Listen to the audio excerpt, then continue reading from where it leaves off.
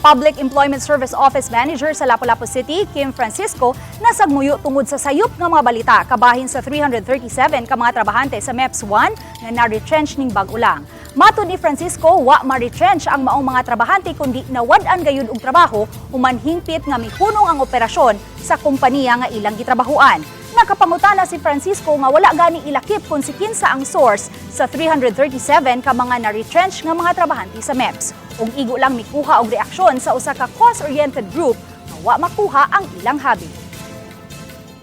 Things like this na misinterpret man ko nila malahi ang dagan sa story sa media, no? So I just would like to request unta, no, our friends from the media unta they would get it straight from the source.